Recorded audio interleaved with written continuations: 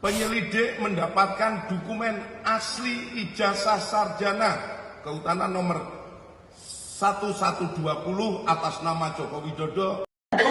Agar rakyat merasa lega, agar demokrasi bisa ditegakkan. Mereka sudah ketakutan.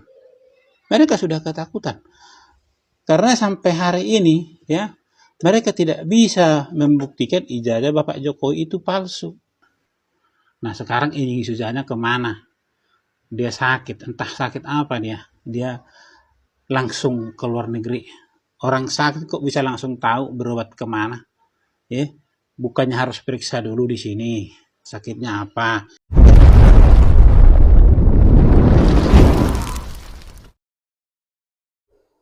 Assalamualaikum, halo sobat Tarak semuanya dimanapun berada, semoga tetap sehat selalu dan panjang umur ya. Baik sobat semuanya, tepat pada hari ini Bareskrim Polri secara resmi menyatakan bahwa ijazah Jokowi telah dinyatakan asli ya oleh Bareskrim Polri itu sendiri, dan ini membuat Roy Suryo, Dr. Tifa dan kawan-kawan semakin ketar-ketir ya. Mereka panik dan mereka kemarin telah mengadukan diri nasib mereka ke Komnas HAM karena nasib mereka sudah di ujung tanduk ya, dan sebentar lagi tentu mereka akan menggunakan baju oranye ya karena sudah dilaporkan oleh Jokowi terkait pencemaran nama baik. Kita saksikan videonya masing-masing berikut ini. Penyelidik mendapatkan dokumen asli ijazah sarjana kehutanan nomor 1120 atas nama Joko Widodo dengan NIM 1681 KT Fakultas Kehutanan UGM pada tanggal 5 November 1985 yang telah diuji secara laboratoris. Berikut sampel pembanding dari 3 rekan pada masa menempuh perkuliahan di Fakultas Kehutanan UGM meliputi bahan kertas, pengaman kertas, teknik cetak, tinta tulisan, tinta tulisan tangan, cap stempel, dan tinta tanda tangan milik dekan dan rektor. Dari peneliti tersebut, maka antara bukti dan pembanding adalah identik atau berasal dari satu produk yang sama. Oke, nah gimana tuh nasib Roy Suryo dan kawan-kawan ya? Ini adalah pernyataan dari Bareskrim Polri bahwa ijazah Jokowi resmi dinyatakan asli ya. Keputusan itu diambil setelah melakukan penyelidikan mendalam ya, tidak asal-asalan. Lalu gimana nih nasib Roy Suryo dan kawan-kawan? Tentu saja mereka akhirnya panik ya, ini akhirnya mengadu ke Komnas HAM. Berikut. Agar rakyat merasa lega, agar demokrasi bisa ditegakkan.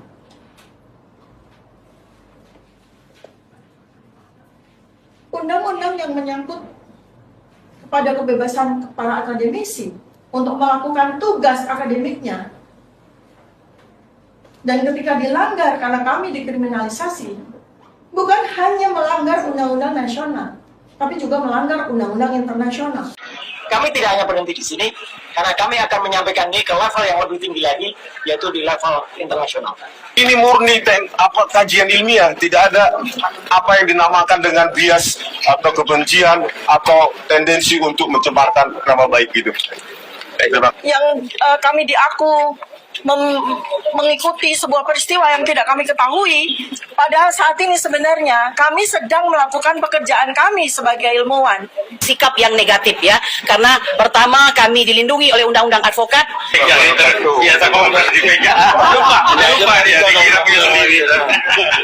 Ya, asasi manusia. Oke, mau pakai ini? Kalau mengadukan wartawan yang sedang memberitakan itu kan hanya mencari sensasi menurut saya ya. Pak, pemerintah, ya, pejabat, ya, maupun korporasi dan kelompok orang itu boleh dikritik, maknanya nggak boleh melaporkan. Yang kami pertanyakan itulah hak publik untuk bertanya, dan pertanyaan itu adalah pertanyaan standar, pertanyaan biasa. Kenapa ada seorang yang pernah menduduki jabatan publik tapi ijazahnya kemudian dipertanyakan? Itu sampel saja.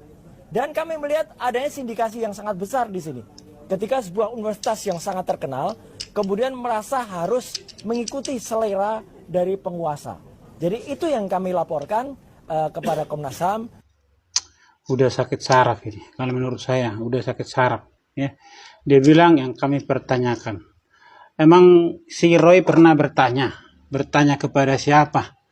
Emang dia pernah mendatangi Bapak Jokowi, menanyakan ijazahnya Bapak Jokowi? Hah? Emang dia pernah? Kapan? Hah? Kalaupun ada yang datang waktu itu si Rizal itu, ya mereka datang katanya silaturahmi, tapi datang-datang mau menanyakan supaya Bapak Jokowi menunjukkan ijazah aslinya. Atas dasar apa? Kan harus jelas juga. Kalau silaturahmi, silaturahmi. Kalau mau menanyakan ijazah, ya datanglah baik-baik, ya datang baik-baik, bikin janji, tujuannya apa, ya supaya disiapkan waktu, ya disiapkan juga contoh nanti apa-apa yang mau disiapkan oleh Bapak Jokowi. Jangan datang-datang silaturahmi tapi nanya ijazah, ya. Nah, mengikuti apa yang dikatakan si Roy ini, mereka katanya hanya bertanya. Kapan dia bertanya?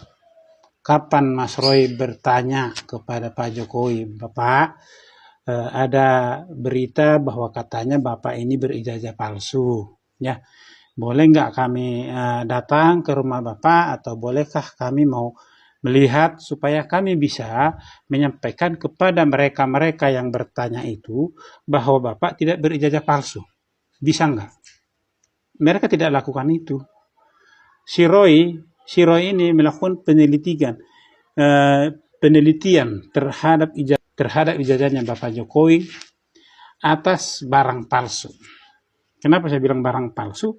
Karena dia mendapatkan itu bukan dari Bapak Jokowi.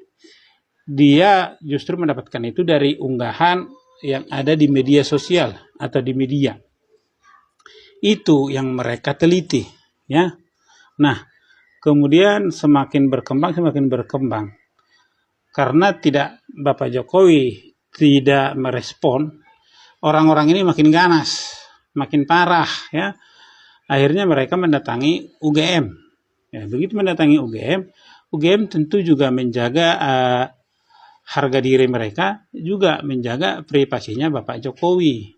Ya, tidak sembarangan juga kita datang ke UGM, kuculuk-kuculuk datang-datang menanyakan orang lain. Kalau mau melihat, datang ke perpustakaan, ya baca-baca aja di sana apa yang ada, ya kan, mengikuti aturan di perpustakaan itu. Tapi kalau mereka bertanya kepada dosen dan segala macam tentang seseorang, tentu harus ada aturannya, ya. Dan ada juga batasannya. Dosen itu juga tidak bisa serta-merta menjelaskan semuanya tentang pribadi seseorang, apalagi ini mantan presiden. Nah, kalau dibilang si Roy tadi, mereka hanya sekedar bertanya, ya, hanya menanyakan karena ada, ya, yang mengatakan masalah ijazahnya Bapak Jokowi. Tapi ini malah lebih parah, bukan hanya Bapak Jokowi sekarang, mereka juga mau bikin tuduhan bahwa UGM dan Bapak Jokowi ada persekongkolan. Tidak juga kepada Bapak Jokowi, juga terhadap para penegak hukum lain. Ya, di beberapa kesempatan juga si Roy ini sudah mengatakan bahwa mereka tidak percaya dengan pihak kepolisian. Mereka tidak percaya dengan pihak kejaksaan ataupun pihak pengadilan. Pihak lapor mereka tidak percaya, bahkan mereka lebih percaya kepada lapornya Singapura. Kenapa mereka tidak pindah aja ke Singapura, ya? Nah, kemudian kenapa orang-orang ini sekarang kelabakan? Sudah kemana-mana mereka ini mencari dukungan, ya. Si Roy Suryo sekarang ini dia ke Komnas HAM. Ngapain dia ke Komnas HAM? Melaporkan siapa? Atas pelanggaran atau atas mereka yang diintimidasi, ya. Siapa yang melanggar HAM, siapa? Ya kan? Mereka ini justru yang melakukan pelanggaran HAM. Telah mengatakan ijazah Jokowi palsu, menyampaikan secara terbuka, mengganggu pribadi seseorang. Yang melanggar HAM itu mereka.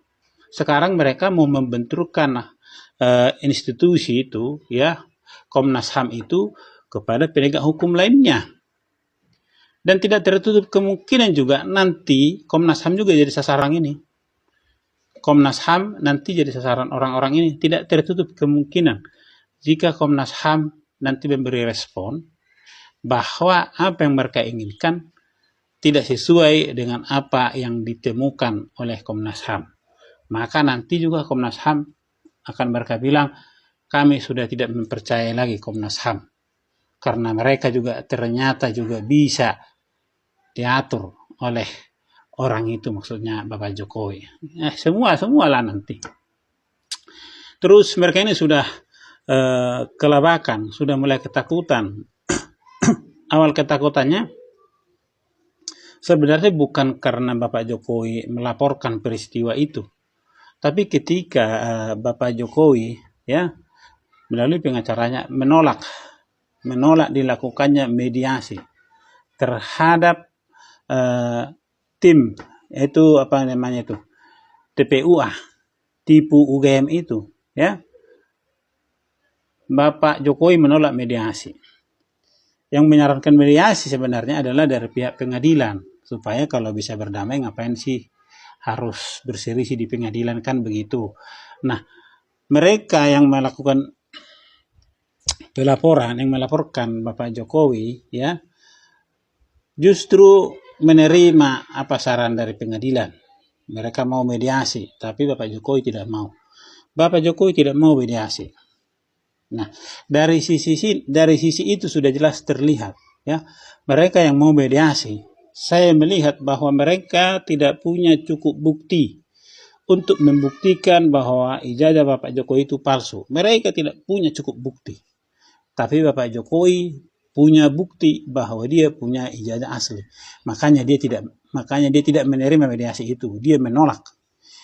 Dia mengatakan kita selesaikan di pengadilan. Artinya apa? Melalui instansi yang resmi, institusi yang resmi lah nanti akan disampaikan bahwa Bapak Jokowi memiliki ijazah asli. Ya, bukan memiliki ijazah palsu. Nah, kalau hanya ditunjukkan seperti bahasa-bahasa mereka ini, tunjukkan saja kalau memang punya. Itu mah gaya pasaran. Ya. Jangankan ditunjukkan. Mereka aja sudah mengatakan mereka tidak percaya pengadilan. Mereka tidak percaya kepolisian. Mereka tidak percaya lapor. Apalagi hanya ditunjukkan begitu saja. Jangan-jangan nanti mereka pura-pura itu ijazah langsung dibuang atau diapain sama orang ini. Ya. Jadi ketika Bapak Jokowi menolak mediasi, mereka sudah ketakutan. Mereka sudah ketakutan. Karena sampai hari ini ya, mereka tidak bisa membuktikan ijazah Bapak Jokowi itu palsu. Tidak ada bukti seperti di pengadilan, kalau nggak salah di Jakarta Pusat ya, si Egy Sujana tuh ditolak ya, karena mereka tidak punya bukti bahwa Bapak Jokowi berijazah palsu. Nah, sekarang Egy Sujana kemana? Dia sakit, entah sakit apa dia langsung ke luar negeri. Orang sakit kok bisa langsung tahu berobat kemana? Ya, bukannya harus periksa dulu di sini, sakitnya apa, bisa nggak diobatin di Indonesia, ya kan? Ini langsung berobat ke luar negeri juga entah di mana. Ya, jadi mereka ini sudah ketakutan, termasuk si Roy ini. Sekarang mereka membangun narasi dan mencoba membenturkan Komnas HAM dengan institusi pemerintahan lainnya, institusi penegakan hukum yang ada di Indonesia. Inilah liciknya otak dia ini. Penuh sudah kebencian, saya yakin, karena dia ya tidak menerima di penjara karena stupa Borobudur itu. Dia kaget akan hal itu. Aduh, nasib mereka makin terpojok ya, makin hari, dan kayaknya ini bakal menjadi game over bagi mereka setelah diputuskan bahwa ijazah Pak Jokowi palsu. Lalu kemanakah lagi mereka akan mencari perlindungan ya setelah Komnas HAM? Ya, kita tunggu saja updatean berikutnya. Jangan lupa subscribe. Kami tutup. Wassalamualaikum warahmatullahi wabarakatuh.